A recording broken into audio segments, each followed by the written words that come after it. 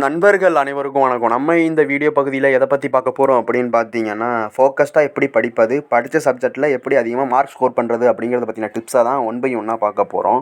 வாங்க முதல் டிப்ஸாக பார்க்கலாம். முதல்ல நீங்கள் பண்ண வேண்டியது எக்ஸ்பிளைன் பண்ணி படிக்கிறது. எக்ஸ்பிளைன் பண்ணி படிக்கிறது அப்படின்னா என்னன்னா, நீங்கள் படித்ததை மற்றவங்களுக்கு சொல்லி கொடுத்து படிக்கணும். அது உங்கள் ஃப்ரெண்ட்ஸுக்கு, பக்கத்தில் உள்ளவங்களுக்கு. அதே மாதிரி நீங்கள் படித்ததை மற்றவங்களுக்கு சொல்லி கொடுத்து படிக்கணும். அப்படி சொல்லி கொடுக்க யாரும் இல்லை, உங்கள் ஃப்ரெண்ட்ஸுக்கும் உங்களுக்கும் செட் ஆகாது அப்படிங்கிற ஒரு பட்சத்தில் உங்கள் வீட்டில் உள்ள கண்ணாடியை பார்த்து நீங்களே உங்களுக்கு எக்ஸ்பிளைன் பண்ணி படிக்கணும். அப்படி நீங்கள் படிக்கும்போது உங்கள் மூளையில் அதிக நேரம் அது வந்து மெமரி ஆகும் அப்படின்னு சொல்கிறாங்க.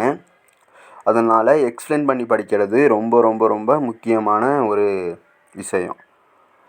ரெண்டாவது டிப்ஸாக நம்ம என்ன பார்க்க போகிறோம் அப்படின்னு பார்த்தீங்கன்னா, கேப் விட்டு படிக்கிறது. அதாவது இடைவெளி விட்டு படிக்கிறது.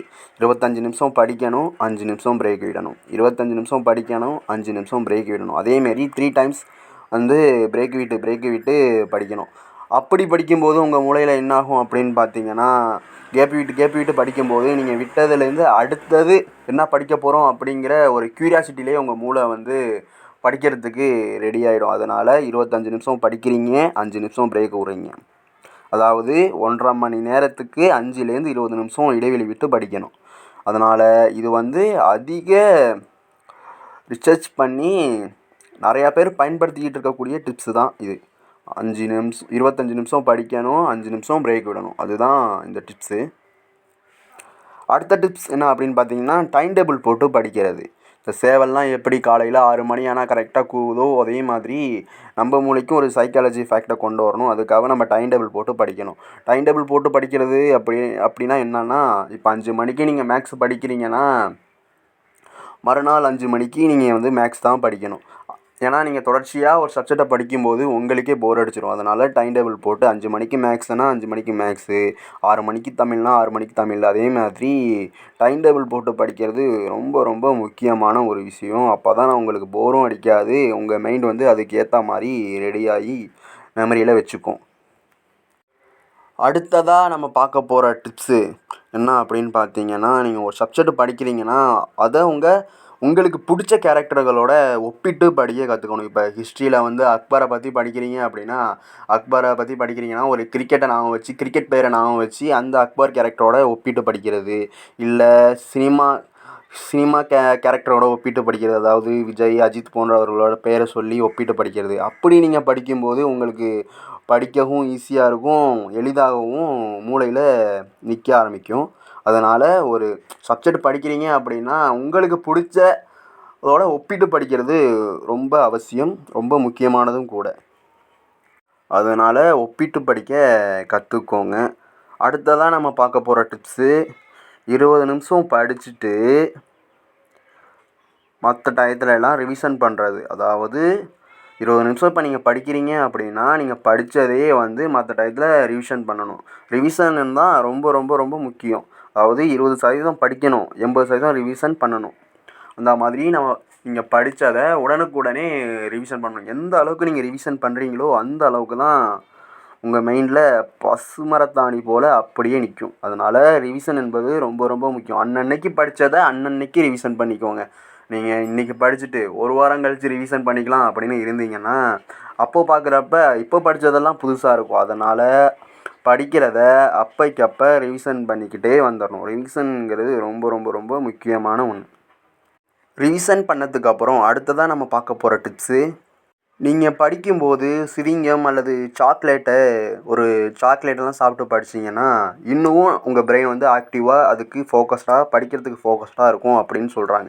அது எப்படின்னா, இப்போ நீங்கள் ஒரு ஆரஞ்சு மிட்டாய் சாப்பிட்றீங்கன்னா அதில் உள்ள ஃப்ளேவர் ஒரு மாதிரியாக இருக்கும். சிவிங்கம் சாப்பிட்றீங்கன்னா அதில் உள்ள ஃப்ளேவர் ஒரு மாதிரியாக இருக்கும். நீங்கள் அதை சாப்பிட்டுக்கிட்டே படிக்கும்போது மூளை வந்து கான்சன்ட்ரேஷனாக இருக்கும். அது மட்டும் இல்லாமல் நாளைக்கு நீங்கள் எக்ஸாமில் போய் எழுதும்போது நம்ம சாப்பிட்ட ஃப்ளேவரோட நம்ம என்ன படித்தோம் அப்படிங்கிறதும் மைண்டுக்குள்ளே வந்துடும். அதனால் நீங்கள் படிக்கும்போது ஒரு சாக்லேட்டையோ இல்லை சிவிங்கத்தையோ சாப்பிட்டுட்டு படிக்கணும் அப்படின்னு சொல்கிறாங்க.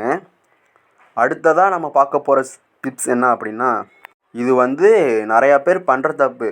எக்ஸாமுக்கு முதல் நாள் நல்லா விழுந்து படிச்சுட்டு எக்ஸாம் அன்னைக்கு தூங்காமல் எக்ஸாம் ஹாலுக்குள்ளே போகிறது, இதுதான் ரொம்ப ரொம்ப தப்பு.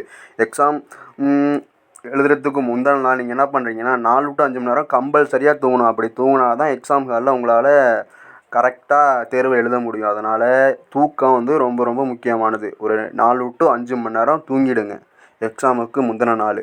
அப்போது உட்காந்துட்டு படிச்சிட்டு இருக்காதீங்க. அது உங்கள் ஹெல்த்துக்கும் நல்லதில்லை, உங்கள் மைண்டுக்கும் நல்லதில்லை. அதனால் தூக்கம் வெரி வெரி இம்பார்ட்டண்ட். அடுத்ததாக நம்ம பார்க்க போகிற டிப்ஸ் என்னன்னா, நீங்கள் ஒரு கண்டென்ட் படிக்கிறீங்க அப்படின்னா அது பேராவாக படிக்காமல் அது ஒரு கதையாக படிக்கணும் அப்படின்னு சொல்கிறாங்க.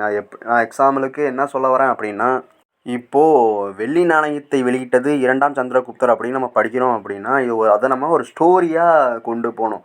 வெள்ளி நாணயத்தை வெளியிட்டது 2ஆம் சந்திரகுப்தர் அப்படின்னு சொல்லிட்டு மனப்பாடம் பண்ணாமல் நம்ம படிக்கிற கான்செப்டை பேராவாக படிக்காமல் அது ஒரு ஸ்டோரியாக கொண்டு போனீங்கன்னா உங்களுக்கும் இன்ட்ரெஸ்டிங்காக இருக்கும், மைண்டில் அதிக நேரம் அது நிற்கும்.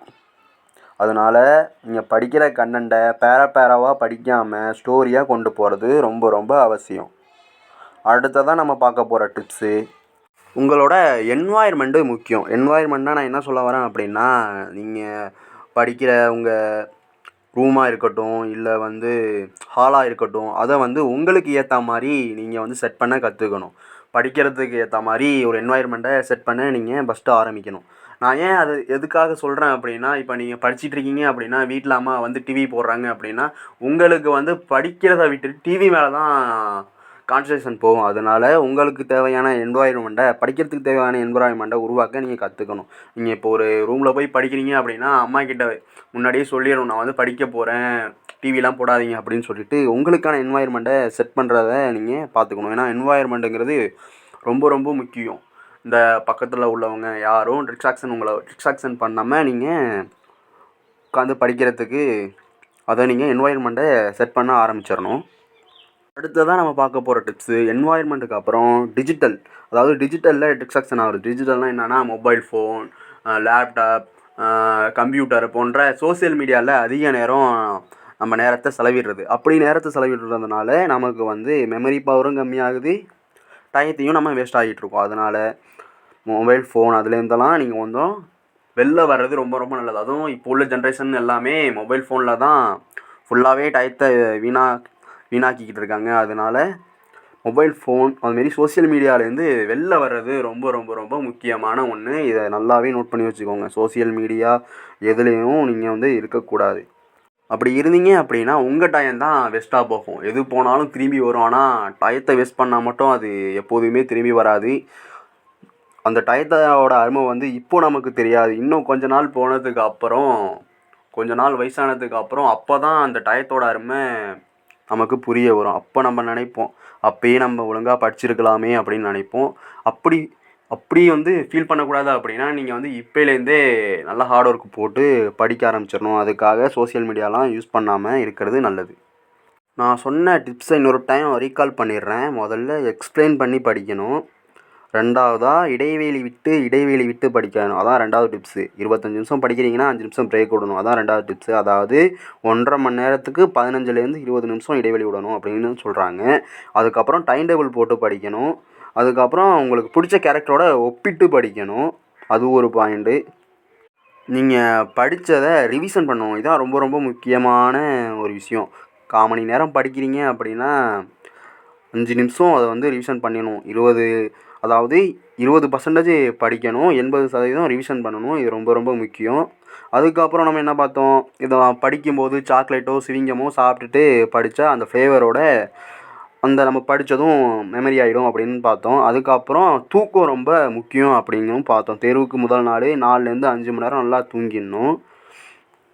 நம்ம படிக்கிறத சும்மா வார்த்தையாக பேராவாக படிக்காமல் ஒரு ஸ்டோரியாக படிக்கணும் அப்படின்னும் அடுத்ததாக பார்த்தோம். அதுக்கப்புறம் நம்ம படிக்கிற என்வாயர்மெண்ட் முக்கியம் அப்படின்னு பார்த்தோம். அப்புறம் இந்த சோசியல் மீடியா மொபைலில் அதிகமாக டயத்தை வேஸ்ட் பண்ணக்கூடாது அப்படின்னும் பார்த்தோம்.